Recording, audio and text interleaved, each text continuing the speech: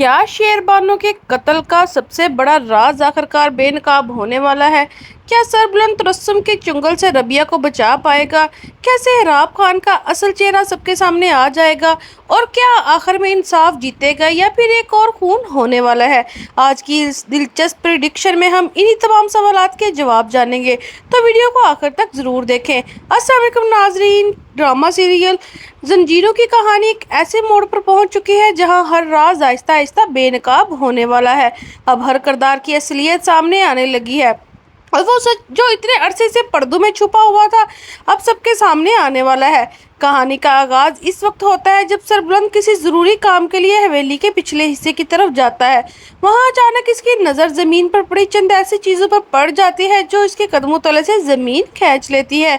इसे वहां शेरबानो के नेकलेस और पिस्टल की खाली गोलियां मिलती हैं।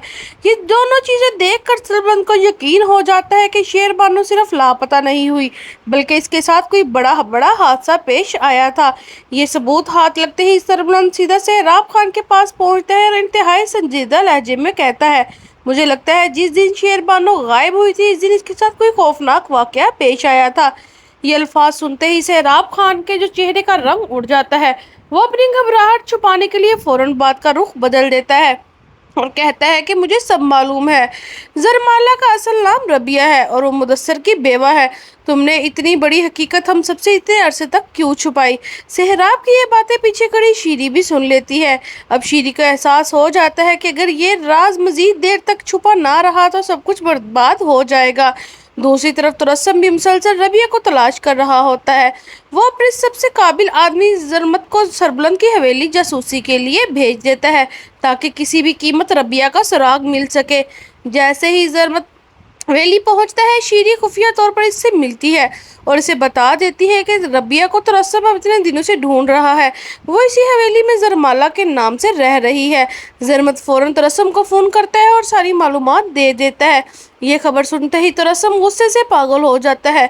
वो इसी रात अपने मसला आदमियों के साथ खामोशी से हवेली में दाखिल होता है और सीधा रबिया के कमरे की तरफ बढ़ता है। अचानक रबिया की चीख पूरे घर में गूंज उठती है। आवाज सुनते ही सरबुलंद दौड़ता हुआ वहां पहुंच जाता है। जैसे ही इसकी नजर तबस्सुम पर पड़ती है वो फौरन अपनी पिस्टल निकालकर फायर कर देता है। गोली सीधी तबस्सुम के बाजू में जाकर लगती है, लेकिन जख्मी होने के बावजूद तबस्सुम अपनी आदमी की मदद से रबिया को जबरदस्ती अगवा कर वहां से फरार होने में कामयाब हो जाता है। ये मंजर देखकर सरबुलंद गुस्से में आ जाता है और बगैर एक लम्हे जाया किए इनके पीछे शुरू कर देता है। इधर हवेली में रबिया के अगवा की खबर सुनते ही बीजान सदमे से बेहोश आ जाती है।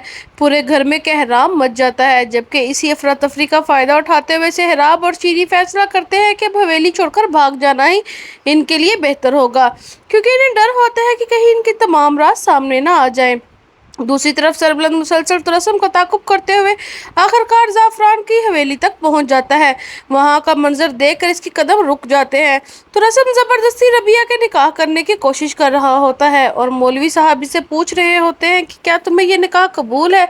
इसी लम्हे हवेली का दरवाजे से सरबुलंद की गरजती हुई आवाज़ सुनाई देती है, ये निकाह हरगिज़ नहीं होगा। सरबुलंद को देखते ही तबस्सुम और जाफरान दोनों ही अपनी पिस्टल निकाल लेते हैं और फायरिंग शुरू कर देते हैं। हर तरफ चीखो पुकार मच जाती है। इसी हंगामे में अचानक तबस्सुम खुद को सरबुलंद के सामने आ जाता है और एक गोली सीधे इसके सीने में जा लगती है। शदीद जख्मी तबस्सुम आखिर सांस लेते हुए सरबुलंद से माफ़ी मांगता है और रोते हुए इतराफ़ करता है कि शेरदिल और उसकी बीवी का कत्ल इसने जाफरान के कहने पर करवाया था। ये सच बोलने के चंद लम्हों बाद ही तबस्सुम दम तोड़ देता है। तबस्सुम की मौत के बाद सरबुलंद का गुस्सा 7वें आसमान पर पहुंच जाता है। वो फौरन जाफरान पर पिस्टल तान देता है और पुलिस को कॉल कर देता है। कुछ ही देर में पुलिस जो है मौका पर पहुँच जाती है और जाफरान को गिरफ्तार कर लेती है। भाभी नूर बताती है कि शेरबानो का असल कत्ल कोई और नहीं बल्कि सेहराब खान है। सिर्फ यही नहीं बल्कि शेरदिल को जहर भी इसने ही दिया था। ये इन तमाम जराइम की सबसे बड़ी गवाह खुद शीरी है।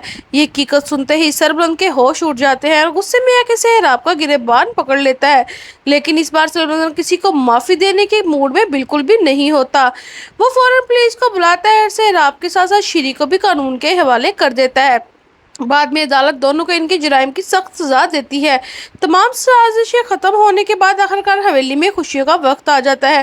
بی جان فیصلہ کرتی ہے کہ اب مزید دیر نہیں ہونی چاہیے، سربلند اور ربیہ کا نکاح فوراً کروا دینا چاہیے۔ ربیہ بھی خوشی خوشی اپنے بھائی طیب اور ماما کو نکاح میں شرکت کی دعوت دیتی ہے۔ تو دوستو یاد رہے، یہ تمام کہانی صرف ایک پروڈکشن اور انٹرٹینمنٹ کے مقصد کے لیے پیش کی گئی ہے۔ اصل کہانی ڈرامے کی آنے والی اقساط میں مختلف بھی ہو سکتی ہے۔ اگر آپ کو ہماری دلچسپ پروڈکشن پسند آئی ہے تو کمنٹ میں اپنی رائے ضرور بتائیں۔ ویڈیو کو لائک کریں، چینل کو سبسکرائب کریں اور بیل آئیکن کا بٹن دبانا ہرگز نہ بھولیں تاکہ ایسی مزید زبردست اپڈیٹ سب سے پہلے آپ تک پہنچے۔